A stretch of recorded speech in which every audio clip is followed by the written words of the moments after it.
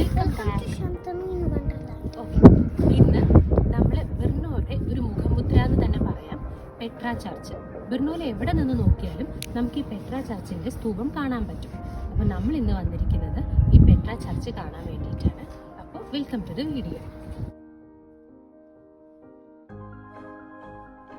ബെർണോയിലെ Petrov Hill എന്ന് പറയുന്ന സ്ഥലത്താണ് ഈ റോമൻ കാത്തലിക് കത്തീഡ്രൽ ആയിട്ടുള്ള നമ്മുടെ പെട്ര ചർച്ച്, അതായത് cathedral of Peter and Paul സ്ഥിതി ചെയ്യുന്നത്.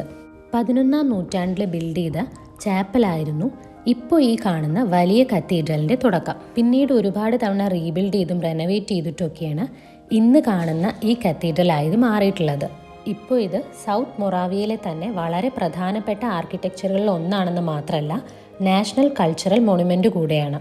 അതുകൂടാതെ വിശ്വാസികൾക്ക് റെഗുലറായിട്ടുള്ള പ്രെയറും മാസും ഒക്കെ ഇവിടെ നടക്കാറുണ്ട്. അപ്പോൾ നമ്മളിതേ കത്തീഡ്രലിൻ്റെ അകത്തേക്ക് പ്രവേശിക്കുകയാണ്.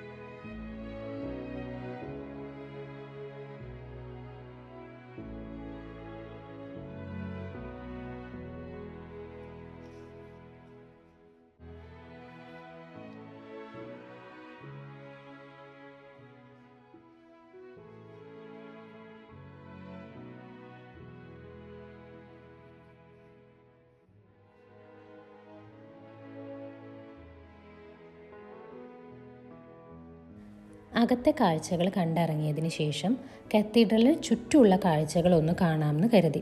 നമ്മൾ ഇതുവരെ ശ്രദ്ധിച്ചിട്ടുള്ള ഒരു കാര്യം, യൂറോപ്പിലെ ഓരോ കത്തീഡ്രലുകളും കാണാൻ ഒരു പ്രത്യേക ഭംഗിയാണ്. ചിലതൊക്കെ ആർക്കിടെക്ചർ വൈസ് നമുക്ക് സിമിലർ ആയിട്ട് തോന്നുമെങ്കിലും മൈന്യൂട്ടായിട്ട് ഒരുപാട് ഡിഫറൻസുകൾ ഉണ്ടായിരിക്കും. ഞാനിത് മുന്നേയും പല വീഡിയോകളിലും പറഞ്ഞിട്ടുള്ളതാണ്. ഇതുപോലെയുള്ള ആർക്കിടെക്ചർ ബിൽഡിങ്സും കാര്യങ്ങളൊക്കെ കാണുമ്പോൾ ഞാൻ എപ്പോഴും ചിന്തിക്കാറുള്ളത്, അത്രയും പഴയ കാലത്ത് ഇത് ഉണ്ടാക്കാൻ വേണ്ടിയിട്ട് ഓരോ ആളുകളും എടുത്തിട്ടുള്ള എഫേർട്ടാണ്. ഇതൊക്കെ എങ്ങനെ ബിൽഡ് ചെയ്തെടുത്തു എന്നുള്ളത് സത്യം പറഞ്ഞാൽ വലിയൊരു അത്ഭുതമാണ്. ഈ കത്തീഡ്രൽ ഒരു ഹില്ലിലാണ് സ്ഥിതി ചെയ്യുന്നതെന്ന് ഞാൻ പറഞ്ഞല്ലോ. അപ്പോൾ നമുക്ക് തിരിച്ചിറങ്ങുമ്പോൾ അവിടെ നിന്നിട്ട് നല്ലൊരു വ്യൂ കാണാൻ പറ്റും.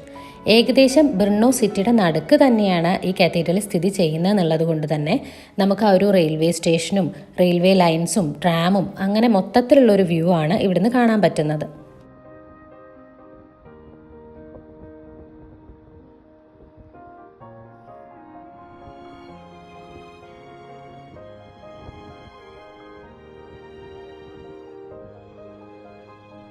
അപ്പോൾ ഇന്നത്തെ നമ്മുടെ ഡെസ്റ്റിനേഷൻ എല്ലാവർക്കും ഇഷ്ടമായെന്ന് വിചാരിക്കുന്നു. പുതിയൊരു വീഡിയോയിൽ വീണ്ടും കാണാം.